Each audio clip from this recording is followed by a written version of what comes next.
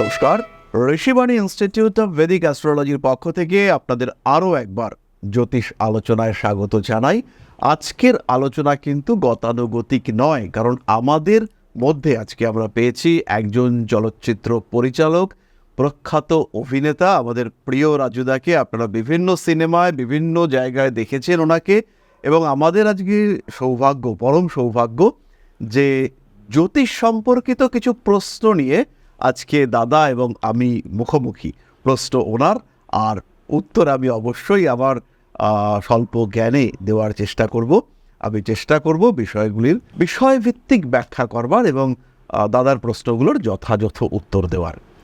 পরিচয় করিয়ে দিই, জনপ্রিয় চলচ্চিত্র পরিচালক এবং অভিনেতা রাজু মজুমদার। দাদা, স্বাগত জানাই আমাদের স্টুডিওতে। কেমন লাগছে এখানে? ভালোই লাগছে, দারুণ পরিবেশ। ঋষিবাণী অ্যাস্ট্রোলজি ইনস্টিটিউট, তার কর্ণধার এবং তার সঙ্গে যারা আমাদের ক্যামেরার প্রান্তে আছেন, আমাদের সঙ্গে সহযোগিতা করছেন, প্রত্যেকেই ভীষণ ভীষণ ভালো। একটা হোমলি অ্যাটমসফিয়ার, মানে মনে হচ্ছে যেন মানে আমি আমার পাড়ায়, আমার বাড়িতে, মানে আমার যে কমফোর্ট জোনগুলো তার মধ্যে মানে আমি এটাকে একটাকে গণ্য করতে পারি। তো ভীষণ ভালো লাগছে। আচ্ছা, তো মানে জ্যোতিষ নিয়ে তো বিভিন্ন রকম চর্চা হয়, মানুষের মধ্যে বিভিন্ন রকম কোয়ারিজ আছে।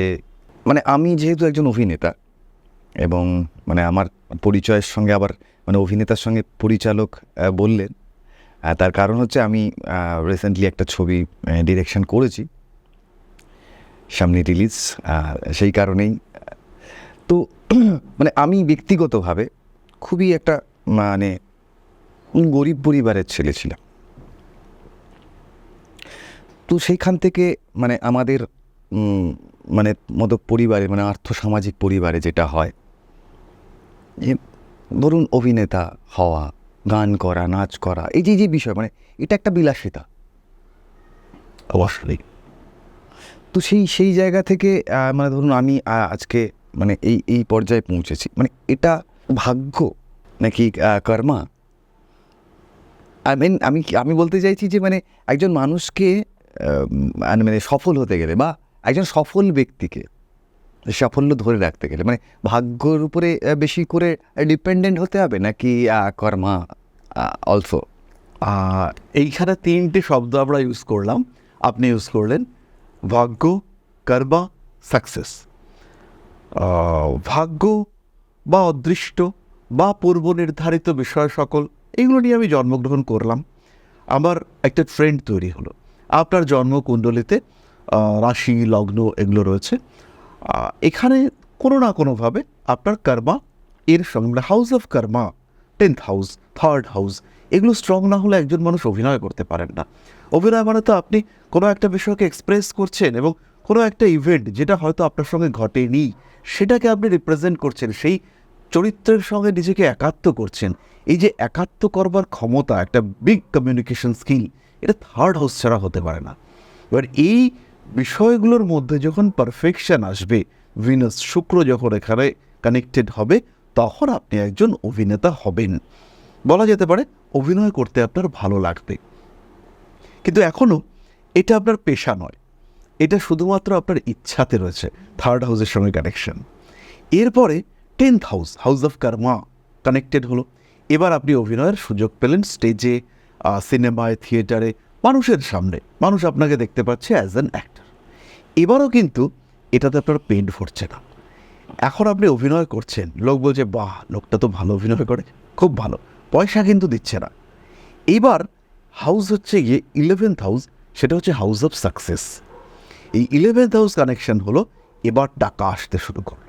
তাহলে ফার্স্ট হচ্ছে ভাগ্য, ইচ্ছে, চাহিদা, হাউস অফ ডিটারমিনেশন, আমি চাইছি করতে, মানে এগুলো ভাগ্য, এগুলো ভাগ্য।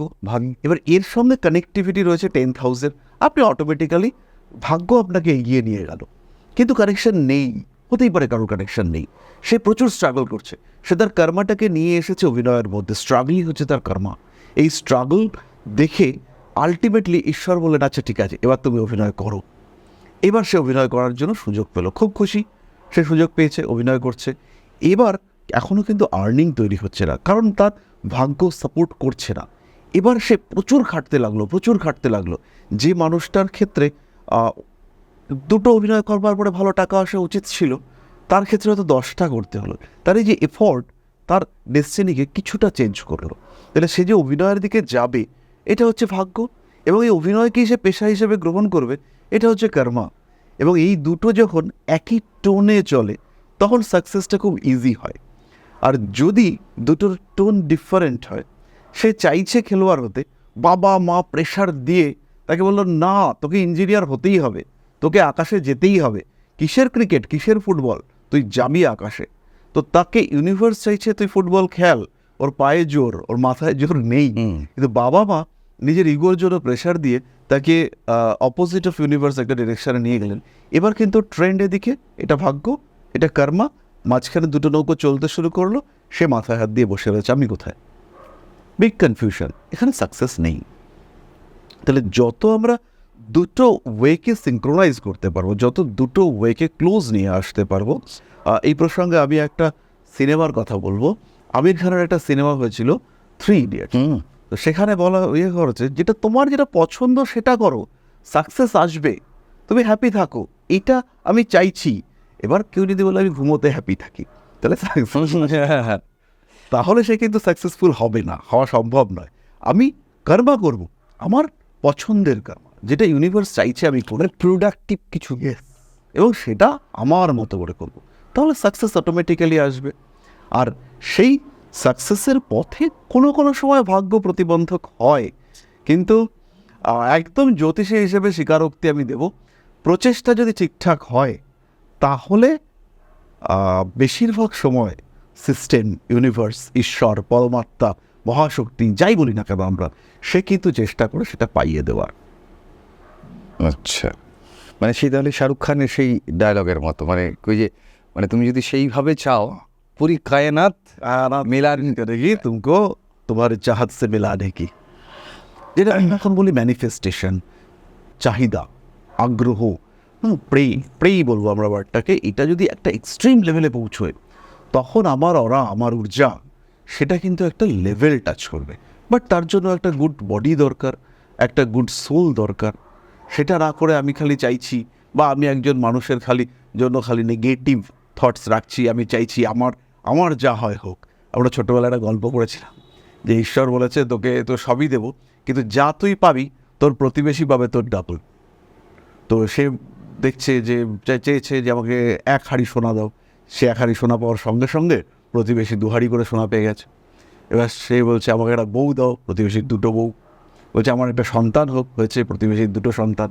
প্রচণ্ড রেগে গেছে লোকটা, কি বলছে আমার তো একটা হচ্ছে, আমার হওয়ার কারণে প্রতিবেশীর কেন হচ্ছে, দাঁড়াও ব্যবস্থা করছি। তো এই ভাবতে ভাবতে, নেগেটিভলি চিন্তা করতে করতে একটা বুদ্ধি কাটিয়েছে। বলছে আমার একটা চোখ অন্ধ করে দাও। যে অন্ধ করে দিয়েছে, প্রতিবেশী ডাবল পেয়েছে, প্রতিবেশীর 2টো চোখ অন্ধ হয়ে গেছে। তারপরে বলছে আমার বাড়ির দুদিকে 2টো কুয়ো করে দাও। আর প্রতিবেশী ডাবল, 4দিকে 4টে কুয়ো। আর প্রতিবেশী ঘর থেকে বেরোতে গেলেই জলের মধ্যে পড়ছে, বেজায় বেকায়দা, দেখতেও পাচ্ছি না, এই এক চোখে দেখে কুয়ো এড়িয়ে চলতে পারছি। তো এই নেগেটিভ চিন্তা করলে ইউনিভার্স সাপোর্ট করবে না। এটা আস্তে আস্তে আরও নেগেটিভ আমরা হতে থাকবো। কম্প্যারিজন যত করব তত নেগেটিভিটি আসবে। আমি কতজনের সঙ্গে কম্পেয়ার করব? আমি একজনের সঙ্গে কম্পেয়ার করলাম, এক সিঁড়ি উঠলাম, দেখলাম তার ঠিক ওপরে আরেকজন রয়েছে, আরেক ধাপ উঠলাম, তার উপর আরও কিছু লোক রয়েছে, হয়তো কম লোক, কিন্তু আমার ওপরে কেউ না কেউ রয়েছে। আর আলটিমেটলি তো বয়স বাড়বে, তো কেউ না কেউ আমার থেকে আলটিমেটলি ইয়ং থাকবে। আমি শেষ পৌঁছতে পারবো না, যতদিন এগোবে আমার কাছে সময় কমতে থাকবে। ফলে আমি কম্প্যারিজন করে আলটিমেটলি সাকসেসে পৌঁছতে পারবো না। তো সুতরাং এই নেগেটিভিটিগুলো যদি মনের মধ্য থেকে বাদ দিতে পারি, তাহলে ইউনিভার্স আমাদেরকে সাপোর্ট করে। ব্যক্তিগত জীবনে আমি ফিল করেছি, প্রচুর ক্লায়েন্ট দেখেছি, তাদের ক্ষেত্রেও ফিল করেছি, যদি ইচ্ছে পজিটিভ হয় এবং স্ট্রং হয়, তাহলে কিন্তু সাকসেস পাওয়া যায়। হ্যাঁ, মানে এই প্রসঙ্গে, মানে আমি যেহেতু অভিনয়ের ছাত্র, মানে আমারও এক্সপিরিয়েন্স আর কি, যে আমাদের যে আপনাদের যেমন জ্যোতিষের একটা চর্চার যে আছে, তো আমাদেরও সেই একদম চর্চার আছে। তো সেই জায়গা থেকে যে একটা ভালো অভিনয় করতে গেলে তার প্রতি একাগ্র হতে হবে, মানে কনসেন্ট্রেশন লেভেল, ওই যে আপনি বলছেন যে একাগ্র হতে হবে, এবং সেটা অবশ্যই পজিটিভ। মাইন্ড ডাইভার্ট করলে মুশকিল আছে অবশ্যই। ধরুন আলটিমেট গন্তব্যে পৌঁছানোর জন্য। এক্স্যাক্ট, মানে তাহলে ভুল পথে চলে যাওয়া যায় আর ভুল যেতে পারে আর কি। ধরুন আপনি একটা ডিরেকশন দিচ্ছেন, তো আজকে আপনার দুপুরবেলা শ্যুট, আপনি হয়তো 3 দিন আগে থেকে প্ল্যানিং করতে শুরু করেছেন, কোন দিনটা কোন দিকে আমি কাকে রাখবো, কিভাবে বলবে, কাকে কি ডায়লগটা বলবো, ওইটার এক্সপ্রেশন কি হবে, এগুলো আপনি নিশ্চয়ই আগে থেকে ভাবতে শুরু করেছেন।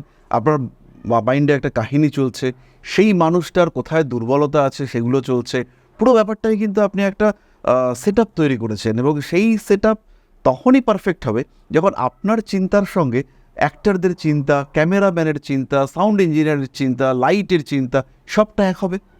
আপনার চিন্তাতে আপনি ভাবছেন এদিকটা অন্ধকার হবে, সে এদিকে লাইটটা দিয়ে বসে রয়েছে, তাহলে তো গন্ডগোল হবে।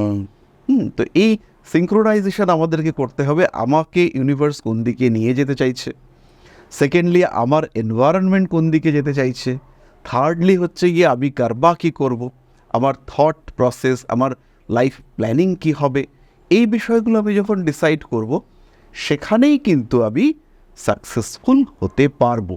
আর এখানেই একজন ট্রু অ্যাস্ট্রোলজারের রোল প্লে করবে। আচ্ছা, তাহলে মানে একজন সফল মানুষ হতে গেলে অ্যাস্ট্রোলজি এই পথ দেখাতে পারবে।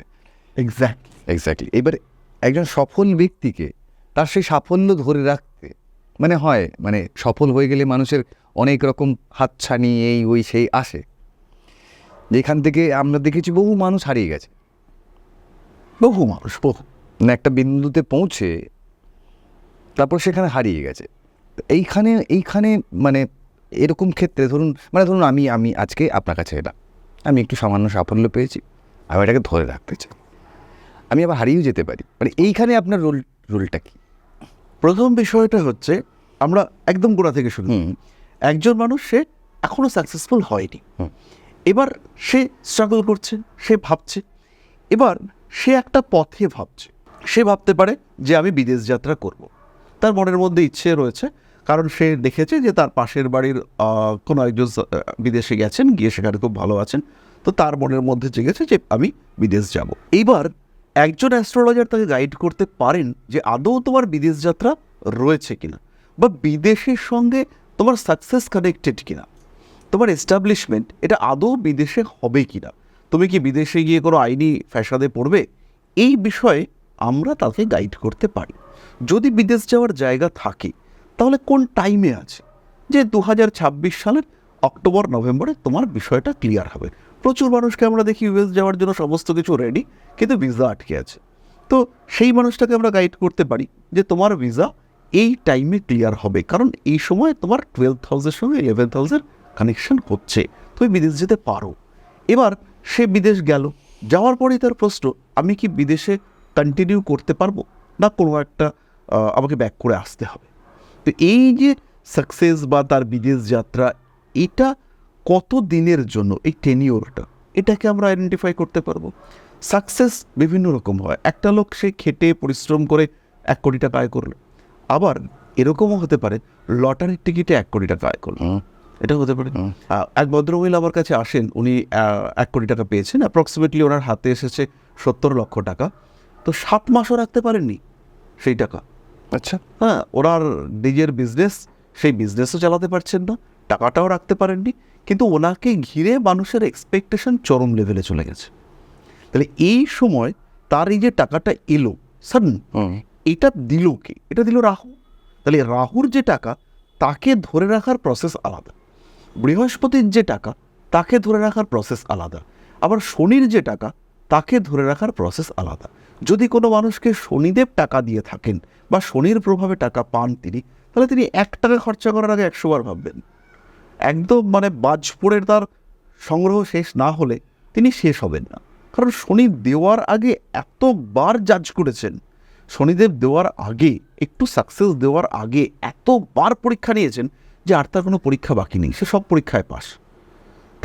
তার মোহ নেই, তার লোভ নেই, তার কামনা নিয়ন্ত্রিত, সে সোজা কথা বলতে পারে, তার মধ্যে সে নিখাদ হয়ে রয়েছে, তার টাকা ওইভাবে নষ্ট হবে না। তার কাছে টাকা চাইতে আসলে সে আগে জাজ করবে যে কেন দেব তোমাকে টাকা। বৃহস্পতি সামাজিক, এমনি টাকা নষ্ট করছে না, কিন্তু কোনো একজন মানুষ এসে বলল মেয়েটার বিয়ে দেবো, 1,00,000 টাকা শর্ট পড়ে গেছে, একটু দেখো না, কিছু যদি করতে পারো আমি তাড়াতাড়ি টাকাটা দিয়ে দেবো। বৃহস্পতি সোশ্যাল বলছে, ইস মেয়েটার বিয়ে দিতে পারছে না, চলো টাকাটা দিয়ে দিই, এই জীবনে টাকা পাবে না। আর রাহুর টাকা এই একই প্রবলেম নিয়ে এসেছে, কি তোমার মেয়ের বিয়ে দিতে পারছো না, কী সমস্যা বলো? বলছে না, গলার হারটা কেনা হয়নি, 1,02,000 টাকা হয়, আমি তো আছি, আমি তোমাকে দিচ্ছি, কত টাকা লাগবে বলো, চলো তোমার 15,00,000 টাকার একটা হার কিনে দিই। এটা হচ্ছে রাহু। ও রাখতেই পারবে না যে কিভাবে এই টাকাটা, আমি বুঝতেই পারবে না কিভাবে টাকাটাকে আমি ধরে রাখবো। এই যে মহিলার কথা বললাম, এই ভদ্রমহিলা টাকাটা পাওয়ার পরেই গাড়ির ব্যবসা শুরু করলেন।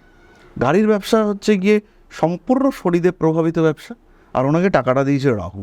তাহলে রাহুর থেকে প্রাপ্ত টাকা উনি শনিদেবের জন্য ইউজ করতে শুরু করলেন, এবং সবকটা গাড়ি উনি কিনলেন পুরনো গাড়ি।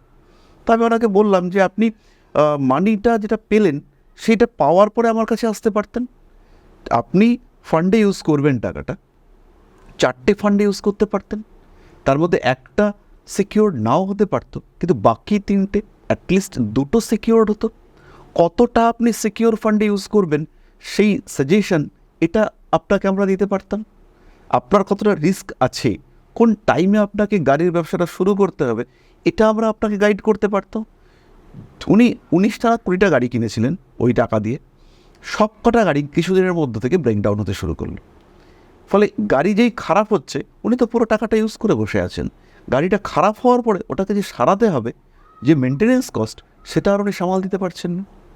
ইতিমধ্যে ওনার হাজবেন্ড, তার মদ্যপানের প্রবণতা ক্রমবর্ধমান, এবং মদের যে ব্র্যান্ড সেটা চেঞ্জ হয়েছে, ফলে আর টাকা পয়সা করতে পারছেন না, পাগলের মতো অবস্থা। আর ওই একটা সময় যে উনি 70 লক্ষ টাকা দেখে নিয়েছেন, সেই 70 লক্ষ টাকার যে যে আমার 70 লক্ষ টাকা অ্যাকাউন্টে ছিল, 70 লক্ষ টাকা, এবং এখন অ্যাকাউন্টে 7,000 টাকাও নেই, এই দুটোর ওনাকে আস্তে আস্তে মানসিক রোগী বানিয়ে তুলছে। ভয়ঙ্কর পরিস্থিতি। অ্যাস্ট্রোলজি এই জায়গাটাতে মানুষকে গাইড করতে পারে যে আপনি সাকসেসফুল হতে পারেন বা পারেন না, হলে কত দিনের জন্য, এবং এই টেনিওরটাকে কী করে আপনি বাড়াতে পারেন। কেউ একটা সিম্পল এক্সাম্পল দিই, একটা খুব ভালো রেমেডি হচ্ছে গিয়ে, শনিদেবের কারণে কষ্টের মধ্যে রয়েছেন একজন লোক, খুব ভালো রেমেডি, বাড়ির সবচেয়ে বয়স্ক লোকটার পা 5টি মিনিট রাত্রিবেলা টিপে দাও, রাত্রিবেলা পা টিপে ঘুমোতে চলে যেতে হবে। যে বাড়ির সবচেয়ে বয়স্ক লোকটা, এনাকে শনি রিপ্রেজেন্ট করছে, বাড়ির কর্তা তাকে সান রিপ্রেজেন্ট করছে, শনির প্রকোপে কাজ হয়েও হচ্ছে না, কিছুদিনের জন্য ওই ভদ্রলোকের পা টিপে দেওয়া প্র্যাকটিস, কিচ্ছু নেই, একদম সিম্পল। তো এতে হচ্ছে গিয়ে স্যাটার্ন রেমিডি আসবে। ওই যে স্যাক্রিফাইস, আমি একটা বয়স্ক লোকের পা ধরতে পারছি, আমি যে ঝোঁকালাম নিজেকে, এইটাতে গ্রহরা তুষ্ট হবেন, শনিদেব তুষ্ট হবেন, এবং এই যে ব্লকেজগুলো কোনো খরচাই নেই, শুধু নিজেকে একটুখানি নিচু করতে হবে। এক ভদ্রমহিলা আমার কাছে এসে বলছেন যে আমার সঙ্গে আমার শাশুড়ির কিছুতেই বনে না। তো আমি তাকে আর কি বলেছি যে আপনি প্রত্যেক দিন যখন ফিরবার সময় জাস্ট শাশুড়ির জন্য কোনো মিষ্টি নিয়ে আসুন, চকলেট টাইপের কোনো মিষ্টি ডেলি নিয়ে আসুন, যে মা নিয়ে এসছি। এই মিষ্টিগুলোকে রিপ্রেজেন্ট করে জুপিটার, এবং আমাদের যত সামাজিক ক্রিয়াকলাপ আছে, সেটা বিয়ে হতে পারে, সন্তান উৎপাদন হতে পারে, সামাজিক ব্যাপারটা সেটাকে কন্ট্রোল করে জুপিটার। আর জুপিটার খুব সহজেই মিষ্টিতে তুষ্ট হয়, বেসিক্যালি মধু যদি হয় তাহলে জুপিটারের এটা ভীষণ প্রিয়। তো মধু তো প্রত্যেক দিন নিয়ে আসা সম্ভব নয়, তাই মহিলাকে বলেছি আপনি মাঝে মাঝে ওই ক্যারামেল বলা 5 স্টার বা একটু হলুদ বর্ণের মিষ্টি, লাড্ডু, এই সমস্ত নিয়ে আসুন, মাঝে মাঝে মধু কিনে আনুন, সর্দি হয়েছে একটু মধু এনে দিন। ভদ্র মহিলা আমাকে কিছুদিনের মধ্যে এসে বলছেন, দাদা ম্যাজিকের মতো কাজ হয়েছে। হ্যাঁ, তো তখন আমি বললাম ঠিক আছে, এটা আপনি কন্টিনিউ করে যান। বলছে হ্যাঁ এটা আমি কন্টিনিউ করে যাব, আর শান্তি এসছে বাড়িতে। আর সবসময় একটা যে ত্রাস কাজ করতো মনের মধ্যে, যে আজকে কি হবে, বাড়িতে ঢুকবার পরেই কি হবে, আজকে কিসের মুখোমুখি হব, আজকে কি প্রশ্ন, আজকে মহিলা আমার কোন দোষটা দেখবেন, তো সেই ব্যাপারটাই চলে গেছে। আচ্ছা, এই গাইডেন্সটা আমরা করতে পারি। মানে একটু মজা করতে মন চায় তার জন্যে, এই যে বলুন বৃহস্পতি মিষ্টির জন্য, এবার ধরুন সেই ভদ্র মহিলা যাকে দিচ্ছেন তার সুগার আছে, তো সেখানে তো উল্টো হয়ে যাবে তো। হ্যাঁ, তো এটা তো আমাদেরকে দেখতে হবে। না বুঝি, মানে এটা একটা মজা করলাম। হ্যাঁ, আমার যেটা মনে হলো যে এইটার থেকে যে যে কিছু অ্যাকশন মানসিক পরিবর্তন করে। অবশ্যই। এই যে যে এই যে মাঝখানে যে একটা একটা একটা একটা ওয়াল ছিল দুজনের মধ্যে মানসিকভাবে আর কি, যে একে পছন্দ করছে না বা একেই করছে না, মানে এ যখন পছন্দ করছে না তার একটা অ্যাকশানে এর রিয়াকশান হচ্ছে, তো সেই জায়গা থেকে সেই ওয়ালটা ভাঙা, সেই মানসিক ব্যারিয়ারটাকে ভাঙা একটা অ্যাকশানের মাধ্যমে, সেটা চকলেট হতে পারে হোয়াটএভার, হ্যাঁ। মানে সেটা এবার ওটাও না হতে, সিলেকশনটা, এটা আমরা চকলেট দেবো না কাপড় দেবো, সেটাই মানে ওই এই সিলেকশনটা ওই অ্যাকশানটা কি করবে, কিভাবে করবে, মানে ওই অ্যাকশানের ফলেই কিন্তু তাদের মানসিক একটা দূরত্ব কমলো, এক্স্যাক্ট। ফলে ওই যে ওই ওই ওই অ্যাটমসফিয়ারটা ওই একটা পিসফুল একটা একটা হ্যাঁ। অবস্থা এবার হলো। টাইপ অফ অ্যাকশন, এই যে টাইপ অফ অ্যাকশন, আমি কি গিফটটা নিয়ে আসবো, Exactly. এই সিলেকশনটা আমরা অ্যাস্ট্রোলজিক্যালি করলাম। আমরা বলতেই পারতাম ভালো ব্যবহার করার চেষ্টা করো, ওনার জন্য কাপড় চোপড় নিয়ে আসো, ওনাকে বেড়াতে নিয়ে যাও। এই প্রত্যেকটা প্ল্যানেটের জন্য আলাদা আলাদা অ্যাকশন। এবার কোন অ্যাকশনটা ইফেক্টিভ হতে পারে বেশি, সেটা আমরা আইডেন্টিফাই করব আমাদের এই অ্যাস্ট্রোলজির মাধ্যমে। One kind of counselling, pure counselling. কিন্তু কাউন্সিলিং এর যে দিক, সেই দিকটা আমাদেরকে নির্দেশ করবে আমাদের শাস্ত্র। মানে আমার মধ্যেও বড় বড় কনফিউশন ছিল আর কি, মানে অনেকটাই পরিষ্কার হয়ে গেছে, মানে জলভত্তর হলাম, মানে জলের মতো পরিষ্কার হচ্ছে। আচ্ছা, এই আরেকটা জিনিস আমার জানবার, সেটা হচ্ছে এই যে বোঝেন যে গাইড করা, মানে কখনো কখনো আমি এটাও শুনেছি যে গাইড করতে গিয়ে নিয়ন্ত্রণ করে ফেলে আর কি।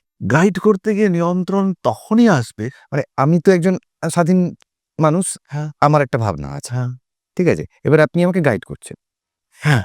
এবার আমি আপনাকে গাইড করছি। আপনার একটা চিন্তা আছে। এবার এই চিন্তা বা চেতনাকে গাইড করা, এটা একটা ওয়ে। আরেকটা হচ্ছে গিয়ে আপনাকে কিছু অলীক স্বপ্ন দেখিয়ে যে তোমার এটা হতে পারে। হ্যাঁ, কিছু মানুষ হাতটা দেখে বলে, আরে এ তো কোটিপতির হাত। বলছে আমি তো রিক্সা চালাই, কোটিপতি হবো কি করে? বলছে ও রিক্সা চালাও, তাহলে তো তুমি আমার থেকে পাথর কিনতে পারবে না। তাহলে তুমি একটা কাজ করো, তুমি পরে এসো। হ্যাঁ, এই ব্যাপারটা আমি দেখেছি। এই যে গাইড করা, হাতটা নিয়েই কোটিপতির হাত, একটা অলীক স্বপ্ন দেখাবার চিন্তা। উল্টো দিকের মানুষটা যদি নিজের ক্ষেত্র বা আধার সম্পর্কে পরিচিত হয়, তাহলে সে সেটা দেখবে না। সে প্রপার গাইডেন্স নিতেই এসছে। যে আমি এখন ক্লাস 10-এ পড়ি, আমি ক্লাস 10-এর পরে 11-12-এ আমি কি নিয়ে পড়তে পারি, আমার ফিউচার স্ট্রিম কি হতে পারে, সেটা যদি আমার চিন্তার সঙ্গে ম্যাচ করে, তাহলে আমি সেটা পড়ব। আমি ইংলিশটা ভালোবাসি, আমার কাছে দুটো অপশন, একটা হচ্ছে ল আর একটা হচ্ছে জার্নালিজম। এবার আমি ল নেব না জার্নালিজম নেব, এই সিলেকশনটা আমাকে এখন গাইড করো তুমি, যে আমার জন্য কোনটা বেটার, আমি কনফিউশনে আছি। এটা সহজ। আর আমি পড়াশোনা কিচ্ছু করিনি, আমার আসার সঙ্গে সঙ্গে আরে এই ছেলে তো ডাক্তার হবে, বিদেশে যাবে, কিন্তু ছেলে হচ্ছে গিয়ে ক্লাস 10-এ ফেল করেছে, টেস্টে ফেল করেছে। তাহলে এই যে অলীক স্বপ্নটা দেখানো হলো, এখানে নিয়ন্ত্রণটা আসবে। আদারওয়াইজ কিন্তু গাইডেন্সটাই আসবে। জার্নালিজম যেখানে বুধ আসবে, আর যেখানে আইন রয়েছে সেখানে একটা বেশ লড়াই ব্যাপার রয়েছে, একটা জাজমেন্টাল ব্যাপার রয়েছে, সেখানে শনি মঙ্গল আসবে। তো এই যে সেপারেশনটা, এই যে দুটোকে আমরা আলাদা করলাম, এই আলাদা করাটা জ্যোতিষের কাজ। কিন্তু অলীক স্বপ্ন দেখিয়ে তোমাকে সেই স্বপ্নের দিকে একটা ক্লায়েন্টকে এগিয়ে নিয়ে যাওয়া, এখানে নিয়ন্ত্রণটা আসতে পারে। গোদা বাংলা যেটা বুঝলাম যে জ্যোতিষের তো মানে তিথি নক্ষত্র গ্রহ তাদের অবস্থান এবং সেই হিসেবে একটা ভাগ্য, মানে জন্মতিথির ভাগ্য একটা ব্যাপার হয়, দেন কর্মা। এবার কর্মা করতে গেলে আমার কাছে অনেক পথ আছে, মানে আমি এই গলি থেকেও ওইখানে উঠতে পারি, এই দিক দিয়েও যেতে পারি। এবার এবার আমি কোন পথে যাব, কোন পথটা আমার জন্য ঠিক, এবং কোন পথে গেলে আমি প্রপার জায়গাতে পৌঁছবো, এই গাইডেন্সটা বেসিক্যালি করে হচ্ছে জ্যোতিষ। এবং এটার সঙ্গে অনেকটাই একটা সাইকোলজিক্যাল বিষয় জড়িয়ে রয়েছে। হ্যাঁ, মানে আমি যেটা বুঝতে পারলাম যে এটা তো ওই দিক নির্দেশ গাইড করা এক ব্যাপার আছে, এর সঙ্গে সাইকোলজিক্যাল জায়গাটা ভীষণভাবে জড়িত। মানে আহ, যার যাকে আমি গাইড করব, মানে আমি আপনার পার্সপেক্টিভ থেকে বলছি যে যাকে গাইড করব, তো সাইকোলজিটা বোঝা এবং তাকে ওই একটা ওই গাইডেন্স, যেমন যেমন ওই ভদ্রমহিলা আর তার তার শাশুড়ির যে কথাটা বললেন, এটা একটা একটা আমার মনে হচ্ছে একটা সাইকোলজিক্যাল জায়গা, যে সাইকোলজিক্যালি যেহেতু ব্যারিয়ার ছিল, সেটাকে ভাঙতে গেলে এবারে আমার কাছে যে আছে তাকে দিয়ে আমি আমি দিক নির্দেশ করলাম, তাতে করে তারও লাভ হলো, উল্টো দিকে যে মানুষটা আছে তারও লাভ হলো। এখানে একটা বিষয় রয়েছে। এই যে ভদ্রমহিলার কথা আমরা বললাম, ওনার ক্ষেত্রে চার্ট দেখে বোঝা যাচ্ছে যে এই মানুষটা চাইছে অ্যাডজাস্ট করতে। ওনার চার্ট অনুযায়ী ওনার শাশুড়ি মায়ের যে কুণ্ডলী, সেখানেও বোঝা যাচ্ছে যে ওই মানুষটাও চাইছেন অ্যাডজাস্ট করতে।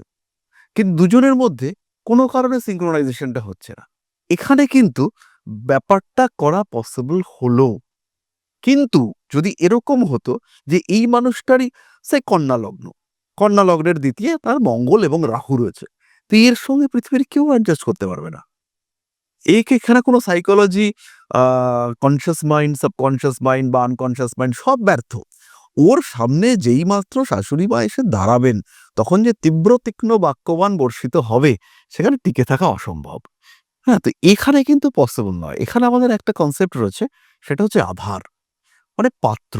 যেমন আমরা যতই চেষ্টা করি, একটা মাটির পাত্রে আমরা রান্না করতে পারবো না। কাঁচা মাটির একটা পাত্র, তার মধ্যে জল দিয়ে আমরা রান্না করতে পারবো না। আমাদের রান্না করার জন্য হতে পারে একটা পাত্র, ফুটো ছিদ্র অ্যালুমিনিয়ামের পাত্র, সেখানে আমরা মাটি লাগাতে পারি। কিন্তু সেই মাটি দিয়েই, কাঁচা মাটির একটা পাত্র দিয়ে, তাতে কিন্তু আমরা রান্না করতে পারবো না। তাই যদি আধার ঠিক থাকে, যদি অপশনস থাকে, মানুষটা মিসগাইডেড হয়ে রয়েছে, আচ্ছা, তাকে সেই পথে আনার জন্য আমরা গাইড করতে পারি, চেষ্টা করতে পারি। ইনফ্যাক্ট আমরা রেমেডিসও ইউজ করতে পারি। তো সেটা আমরা করতে পারি। কিন্তু আল্টিমেটলি সেই মানুষটার এই জায়গাটা নেই। তো সেটাকে কিন্তু আমরা ঠিক করতে পারবো না। সেখানে লিমিটেশন রয়েছে। এটা কিন্তু সবসময় মাথায় রাখতে হবে যে জ্যোতিষকে বরাহমিহির দৈবজ্ঞ বলেছেন। দৈবজ্ঞ মানে হচ্ছে দেবতার বাণী বা দেবতার দ্বারা নির্ধারিত বিষয় সম্পর্কে জ্ঞান আহরণ করতে সক্ষম ব্যক্তি। কিন্তু দেবতার লিখন তিনি করতে পারবেন বা দেবতার লিখনকে তিনি পরিবর্তন করতে পারবেন, এই ক্ষমতা কিন্তু দেওয়া হয়নি। তিনি উপলব্ধি করার চেষ্টা করতে পারবেন। এইটা আমরা গ্রহ নক্ষত্রের সাহায্যে করতে পারি। আর সাইকোলজি পজিটিভলি আছে। কারণ একটা মানুষ, তার যে অস্তিত্ব, তার যে অবস্থান, তো এখানে মন ভীষণ গুরুত্বপূর্ণ। এখানে আমি একটা আমার খুব প্রিয় সিনেমা, একটা 'ম্যাট্রিক্স' বলে একটা সিনেমা রয়েছে। নিশ্চয়ই দেখেছেন আপনি। তো ওখানে রয়েছে যে মেশিনরা পৃথিবী দখল করে নিয়েছে। কিন্তু ওদের এনার্জির সোর্স হচ্ছে মানুষ। তো মানুষদেরকে ওরা ক্রায়োজেনিক চেম্বারের মধ্যে রেখে দিয়েছে। মানুষ ঘুমিয়ে রয়েছে। ওখান থেকে এনার্জি ওরা অ্যাবজর্ব করছে। কিন্তু মানুষের বেঁচে থাকার জন্য মনকে বাঁচিয়ে থাকা দরকার। কারণ মন যদি পজিটিভ না হয়, মানুষের শরীর দ্রুত নিজেকে ইনঅ্যাক্টিভ করে ফেলছে। এই মনকে ভালো রাখার জন্য মানুষের মাইন্ডে কিছু কম্পিউটার প্রোগ্রাম কন্ট্রোল করছে মানুষের মাইন্ডকে। বিভিন্ন মানুষের মাইন্ডকে বিভিন্ন ধরনের প্রোগ্রাম ব্রেনের সঙ্গে অ্যাডজাস্ট করে চালানো হচ্ছে। এবং এই প্রোগ্রামটার নামই হচ্ছে ম্যাট্রিক্স। তো মাইন্ড, বডি, অ্যাকশন প্রত্যেকটাই ইন্টার রিলেটেড। তাই কর্মার সঙ্গে সাইকোলজি সবসময় কানেক্টেড। মানে এর আগে অনেক ওই যে বলছিলাম যে মাথার মধ্যে প্রচুর প্রশ্নটা কিলবিল করছে আরকি। ওই কারণেই এত মানে জানতে ইচ্ছে করছে বারবার করে, এবং আমি খুব মানে ইন্টারেস্টেড হয়ে গেছি আরকি এই অ্যা স সাবজেক্টটার প্রতি। তো সময়ও তো আমাদের কাছে মানে এসে নাড়া দেয় মাঝে যে একটু থামতে হবে। যাই হোক, মানে অনেকটাই আমরা আলোচনা করে এলাম। তাহলে আমরা যেটা বুঝতে পারলাম দিনের শেষে যে সফল হতে গেলে জ্যোতিষশাস্ত্র সে গাইডেন্স দেয়। সেই গাইডেন্স নিয়ে গেলে আমি যেখানে পৌঁছতে চাই, সেই পৌঁছানোর জায়গার সম্ভাবনা আমি ১০০% বলব না, কিন্তু ৮০-৯০% আছে। হ্যাঁ, আবার একজন সফল মানুষ, সে তার সাফল্যকে ধরে রাখতে বা আরো বিস্তৃত করতে গেলে তাকেও গাইডেন্স নিতে হবে, হ্যাঁ। এবং সেই গাইডেন্স কেন, তখন তার দায়িত্ব অনেক বেশি। মানে আমি পাইনি, আমি পেতে চাই। সেই যে অবস্থান, আর আমি পেয়েছি, এবার সেটাকে ধরে রাখা অথবা সেটাকে আরো স্প্রেড করা, এটা আরো বেশি কঠিন কাজ। তো সেই জায়গাটাতেও প্রপার গাইডেন্স দরকার আছে। সবসময় দরকার। একটা ছোট্ট এক্সাম্পল দিই। কিছুদিন আগেই কালীঘাট চেম্বারে এক ভদ্রলোক এসেছেন, বিশাল চেহারা এবং পার্সোনালিটি ঠিকরে পড়ছে। বোঝাই যাচ্ছে যে ভদ্রলোক খুব ভালো পোস্টে চাকরি করছেন বা করতেন। তো এবার ভদ্রলোকের চোখ দুটো খালি ডিফারেন্ট। চোখ দুটোর মধ্যে একটা অদ্ভুত হতাশা। চোখ কথায়, কথায় বুঝতে পারলাম যে উনি ফরেক্স ট্রেডিং, বিদেশি মুদ্রা লেনদেন, সেখানে উনি ইনভেস্ট করেছেন। 45 লাখস ইনভেস্ট করবার পরে ওনাকে ওই কোম্পানি বলেছে যে, "তোমার টাকা ব্লক হয়ে গেছে। ইমিডিয়েট ওটাকে ছাড়াতে হবে।" আমরা টাকাটা ব্লক করেছি। ব্লক করার কারণ হলো না হলে টাকাটা শেষ হয়ে যেত। ইমিডিয়েট ছাড়াবার জন্য তোমাকে আরো 30 লাখস ইনভেস্ট করতে হবে। করে ট্রেড করা শুরু করলে পরে এই ট্রেড অ্যামাউন্টটা যখন একটা সার্টেন লেভেলে পৌঁছবে তখন তোমার এই ব্লকড অ্যামাউন্টটা রিলিজ হবে। তো এই যে ৪৫ লক্ষ টাকা উনি করে ফেলেছেন খরচ জীবনের শেষ পর্যায়ে এসে, এবার উনি পাগলের মতন হয়ে গিয়েছে। এবার উনি কারোর সঙ্গে কথাবার্তা না বলে বাড়িতে যা গয়নাগাটি ছিল সেগুলো দিয়ে ৩০ লাখ টাকাও অলরেডি ইনভেস্ট করেছেন। উনি টাকাটা আবার রিটার্ন পেতে শুরু করেছেন। উনি $১,০০০ রিটার্ন পেয়েছেন। মানে মাত্র $৮০,০০০। রিটার্ন পাওয়ার পরেই ওনার টাকা আবার ব্লক হয়ে গেছে। উনি টাকাটা তুলবেন, ওনার যেটা ইনভেস্টেড মানি সেটা উনি তুলবেন, সেটা তুলবার আগেই আবার টাকা ব্লক হয়ে গেছে। এই প্রসঙ্গে একটা অদ্ভুত প্রলোভন কাজ করছে। উনি বলছেন, "আমি তো ৪৫ লাখ টাকা ইউজ করে আমার যা ক্ষমতা, আমার যে এবিলিটি, আমি নিজে ট্রেড করে আমি ইতিমধ্যে ৮ কোটি টাকা আর্ন করেছি।" এই যে ৮ কোটি টাকা উনি আর্ন করেছেন, এটা ডিজিটাল মানি। এর কোনো অস্তিত্ব নেই। কম্পিউটার প্রোগ্রামে দেখানো হচ্ছে যে উনার অ্যাভেইলেবল ব্যালেন্স হচ্ছে ৮ কোটি টাকা। কিন্তু উনি আর্ন করতে পারছেন কত? 0 কোটি। এবার এই যে ৮ কোটি টাকার মোহ, এই ৮ কোটি টাকার মোহতে উনি আবার ৩০ লাখ টাকা ইনভেস্ট করে দিয়েছেন। এইবার আবার সিস্টেম ব্লকড। এখন ওনাকে আবার 45 লাখস ইনভেস্ট করতে হবে। তাহলে উনি টাকাটা উইথড্র করতে পারবেন। এবার উনি আমার কাছে এসে বলছেন যে, "এটা আমি ইনভেস্ট করব কি করব না?" তখন হচ্ছে গিয়ে আমি ওনাকে এইবার যে গাইড করব, আমি ওনাকে যদি বলি যে, "আপনি করবেন না," তাহলে কালকে ওনার হার্ট অ্যাটাক হবে। আর যদি আমি ওনাকে বলি যে, "করুন," তাহলে যেদিনকে ইনভেস্ট করবেন তার ২ দিন পরে ওনার হার্ট অ্যাটাক হবে। এই সিচুয়েশনে এসে উনি যথেষ্ট সাকসেসফুল একজন ব্যক্তি। আজকের দিনে দাঁড়িয়ে যিনি 45 প্লাস 30 মানে 75 লাখস ইনভেস্ট করেছেন, তিনি যথেষ্ট অর্থবান একজন মানুষ। এবার কিন্তু ওনার দেওয়ালে পিঠ ঠেকেছে। তাহলে উনি যদি ৪৫ লাখ টাকার পর ওনার ঘুরে দাঁড়াবার জায়গা ছিল, কিন্তু এই ৩০ লাখ টাকা ফার্দার ইনভেস্ট করার পরে ওনার কিন্তু আর পা রাখার জায়গা নেই। এইখানে আমি ওনাকে গাইড করবার জায়গাতেও নেই। আমি বলতেও পারছি না যে আপনি ইনভেস্ট করবেন না।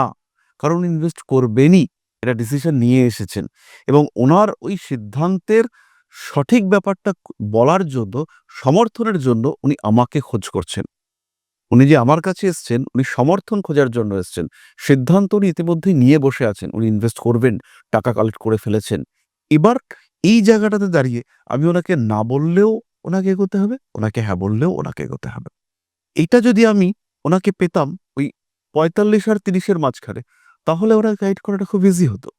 আমি ওনাকে বলতাম, "না, যা গেছে, গেছে। আর ইনভেস্টমেন্ট নয়।" উনি এই 30 লাখস ইউজ করে উনি ওনার আদার্স যে বিজনেস রয়েছে সেটা প্রমোটিং, কনস্ট্রাকশন ইত্যাদি থেকে উনি আবার আগের জায়গায় ঘুরে আসতে পারতেন। তাহলে এই সঠিক সময়ে সঠিক সিদ্ধান্ত নেওয়ার জন্য জ্যোতিষের কিন্তু দরকার আছে। সফল ব্যক্তি সাফল্য বাড়াতে চলেছেন। একটা তার উইংস ছিল। উনি আরো ৪ টে দিকে ইনভেস্ট করবেন। এই ৪ টে দিকে ইনভেস্ট করবার আগে হতেই পারে এই দুটো দিক ওনার জন্য নেগেটিভ। বাট বাকি দুটোর দিক পজিটিভ। তাহলে এই ইনভেস্টমেন্টটা এখানে কতটা, এখানে কতটা, এখানে কতটা, এখানে কতটা, এই ডিস্ট্রিবিউশনটা বোঝার জন্য ওনার অ্যাস্ট্রোলজারের সঙ্গে দেখা করা প্রয়োজন। এবং এখানে কিন্তু অবশ্যই একটি বিষয় বলব, এই অ্যাস্ট্রোলজারকে কিন্তু শিক্ষিত হতে হবে। হ্যাঁ, যেটা আলোচনা হচ্ছিল মানে স্বঘোষিত নয়। স্বঘোষিত নয়। মানে আমি যতদূর জেনেছি আরকি আপনার সম্পর্কে যে আপনি আপনি দিল্লি ইগনু থেকে আরকি আ মানে জ্যোতিষশাস্ত্র নিয়ে পড়াশুনো করেছেন এবং এই মুহূর্তে সম্ভবত পশ্চিমবঙ্গে আরকি ২ জন আরকি এরকম আছেন যারা কিনা ওই ইউনিভার্সিটি থেকে পড়াশুনো করেছেন এবং তারা সেখান থেকে সাফল্যের সঙ্গে মানে কৃতী আরকি। একটা সার্টিফিকেট আছে। হুম? তো আ মানে আপনার কি মনে হয়? মানে এই এই এইটা কি মানে এটা এই যে পড়াশোনাটা আরকি, এটা কি মানে বিস্তার হওয়া দরকার আছে? মানে এটা আ এই প্রসঙ্গে আমি বলি যে এই যে জ্যোতিষশাস্ত্র পশ্চিমবঙ্গের মানুষজন, বাংলাদেশের মানুষজন, ভারতবর্ষের মানুষজন, আমরা যারা এই সনাতন শাস্ত্রের উপরে ডিপেন্ডেন্ট, বলা যেতে পারে তৃতীয় বিশ্বের মানুষজন যাদের জীবনে স্থিরতার অভাব রয়েছে, তাদের ভবিষ্যৎ সম্পর্কে একটা কোশ্চেন রয়েছে। ইচ্ছে হোক অনিচ্ছায় হোক তারা জ্যোতিষশাস্ত্রের উপর বিশ্বাস করছে। পশ্চিমবঙ্গের মোটামুটি আমার হিসেব মতো 60% মানুষ তারা জ্যোতিষশাস্ত্রের উপরে ভরসা করে এবং বিভিন্ন এই সম্পর্কিত প্রোগ্রামস দেখে। তাহলে আমি যখন এই শাস্ত্রের উপরে ভরসা করছি, তাহলে কিছুটা এর সম্পর্কে বেসিক নলেজ আমাদের থাকা উচিত। আমাদের এক্সপেকটেশনের উপরে কন্ট্রোল রাখার জন্য এই শাস্ত্র সম্পর্কে কিছুটা নলেজ থাকা উচিত। এবং এই প্রসঙ্গে আমি বলবো, পশ্চিমবঙ্গের মতো রাজ্য বা বাংলাদেশের মতো ক্ষেত্র, এখানে যদি এই শাস্ত্রটাকে শিক্ষা তালিকার অন্তর্ভুক্ত না করা হয়, তাহলে সাধারণ মানুষ, নাগরিক, তাদের সুরক্ষা, তাদের এই শাস্ত্র চর্চাকারীদের দ্বারা মিসগাইডেড হওয়া, এটা আটকানোর একটা দায়িত্ব তো অবশ্যই সরকারের বা সরকার নিয়ন্ত্রিত এজেন্সিগুলোর উপরে বর্তায়। ধরুন আপনি একজন সাধারণ মানুষ, আপনি একজন অ্যাস্ট্রোলজারের কাছে গেলেন এবং একটা এক্সপেকটেশন নিয়ে গেলেন যেটা কোনোদিন ফুলফিল হবে না। তো সেই এক্সপেকটেশন নিয়ে যদি আপনি যান এবং অ্যাস্ট্রোলজার আপনাকে বলল যে এটা হয়ে যাবে, একজন মানুষ, একজন মহিলা, তার কোনো অপারেশনের কারণে জরায়ুটা কেটে বাদ দেওয়া হয়েছে, ওভারিটাই তার নেই, তার তো সন্তান আসতে পারে না, এরকম তো সম্ভব নয়, কিন্তু অ্যাস্ট্রোলজার বলছেন তোমার সন্তান এনে দেবো। তো এই যে জায়গাগুলো, এক্ষেত্রে সীমাবদ্ধতা এটা বোঝার জন্য জ্যোতিষ শাস্ত্র সম্পর্কে একটা বেসিক নলেজ এটা থাকা উচিত, নাম্বার 1। আর নাম্বার 2, যারা এই শাস্ত্রকে চর্চা করছেন তাদেরও একটা বেসিক নলেজ একটা সিস্টেমের মধ্যে নিয়ে আসার প্রয়োজনীয়তা, একটা কাউন্সিল যারা কন্ট্রোল করবে যে বছর বছর তুমি এই সাবজেক্টের এতটা পড়েছো, যে এতটা তোমার পড়া হয়েছে, এই সাবজেক্টটুকু তুমি জানো, একটা সিস্টেমেটিক সিলেবাস, যে তুমি এই কোর্সে এই সার্টিফাইড, তার মানে তোমার এই নলেজগুলো আছে, তুমি এইটুকু কাজ করতে পারো। এটা যদি করা হয় বা এটা যদি না আসে, তাহলে মানুষ প্রতারিত হবে এবং এর দায় সাধারণ মানুষের উপরে যাবে, জ্যোতিষ শাস্ত্র চর্চাকারীদের উপরে, মানে আমাদের উপরে আসবে, অবশ্যই আসবে, এবং সরকারের উপরেও আসবে। এই বিষয়ে তিনটি পক্ষের কেউ নিজেদের দায়িত্ব অস্বীকার করতে পারেন না। হ্যাঁ, মানে কেউই কারো দায় এড়ানোর জায়গা নেই। মানে যখন এইরকম একটা ভরসার জায়গা, যে আপনি যে পরিসংখ্যানটা দিলেন, যে একটা একটা জাতির 60% মানুষ যখন একটা আহ, শাস্ত্র বা বিদ্যার প্রতি ভরসা বা আস্থা আছে, তার মানে তো মানে এটাকে অস্বীকার করার কোনো জায়গাই নেই। ফলে এই এই জায়গা থেকে মানে প্রত্যেকের, মানে ব্যক্তি, আমি, সমষ্টি, সবার আর কি, মানে এইটা সম্পর্কে একটু অ্যাওয়ারনেস দরকার আছে। অবশ্যই দরকার, এবং প্রত্যেকটা মানুষের জানা দরকার যে আমাকে অ্যাস্ট্রোলজার বলছেন যে তোমার শনির দৃষ্টি আছে, তো শনির দৃষ্টিটা আলটিমেটলি কি, পজিটিভ, নেগেটিভ, এর কতটা ক্ষতি হতে পারে। আলটিমেটলি আমরা সবাই মরে যাব, একটা সার্টেন টাইম পরে আমাদের আমাদের একটা লাইফ স্প্যান রয়েছে, মরে যাব। এর মধ্যে আমাকে বলা হলো যে তোমার এই ক্ষতি রয়েছে, তোমার এই সাংঘাতিক বিষয়গুলো হতে পারে। তো এইগুলো কি আদৌ হতে পারে, আমার কর্মার সঙ্গে যেগুলো রিলেটেড, এটা বোঝার মতো বেসিক নলেজ দরকার আছে। এবং আপনার মতো একজন গুণী ব্যক্তিত্ব আমাদের সঙ্গে আজকে রয়েছেন। তো এই প্রসঙ্গে আমি বলবো যে আপনার মাধ্যমে, আমাদের এই ভিডিওগুলোর মাধ্যমে অবশ্যই এই বার্তা বৃহত্তর সমাজের কাছে পৌঁছবে যে এই বিষয়টা নিয়ে ভাবার দরকার আছে। মানে সময় হচ্ছে নতুন করে ভাববার। ভীষণ ভালো, ভীষণ ভালো। মানে একদমই তাই। মানে প্রশ্ন আসুক, বারবার করে প্রশ্ন আসুক, তবে গিয়ে কোনো একটা জিনিস বেঁচে থাকে আর কি। মানে নাহলে স্থবির হয়ে যায়। অবশ্যই। স্থবিরতা নয়, এই শাস্ত্র সম্পর্কে মানে আমার তো প্রচুর, প্রচুর প্রশ্ন এখনো বাকি আছে। আগামী কখনো আবার আবার এরকম বসবো, বসে ওই প্রশ্নগুলো করব। আ কখনো, কখনো মানে আপনাদের হয়েও আমি প্রশ্ন করব আরকি। মানে মানে সব প্রশ্ন হয়তো আমার কাছে নেই। এমন হতে পারে যে এই আলোচনা শুনতে, শুনতে আপনাদেরও মনে হতে পারে যে আচ্ছা, এই জিনিসটা তো একটা মিস হলো। মানে আমার মনে হলো যে এরকম একটা বিষয় নিয়ে কি হতে পারে? আমি আমার সৌভাগ্য আজকে উনার সামনে বসে আছি বলে ক্যামেরার সামনে ওনার কাছে জানতে চাইছি, পাচ্ছি। এটা নিয়ে আপনারা ও প্রান্ত থেকে দেখে হয়তো আপনাদের কিছু প্রশ্ন আসতে পারে। আপনাদেরও যদি কোনো প্রশ্ন আসে যে এই বিষয় সম্পর্কে আমরা বন্ধুত্বপূর্ণ আলোচনা করতে চাই, সেই ক্ষেত্রে আপনাদেরকে আমরা আমাদের স্টুডিওতে স্বাগত জানাবো। আপনারা সকলেই যার ইচ্ছে অবশ্যই আসতে পারেন এবং এই ধরনের প্রশ্ন বা এই ধরনের কথাবার্তা, সচেতনতা, বিজ্ঞান, যুক্তি, কুসংস্কার এগুলোর মধ্যে অবশ্যই কিছু তো রয়েছে, কিছু তো অথেন্টিসিটি রয়েছে, সেটাকে খোঁজার চেষ্টায় আমরা সব সময় সকলকেই স্বাগত জানাই।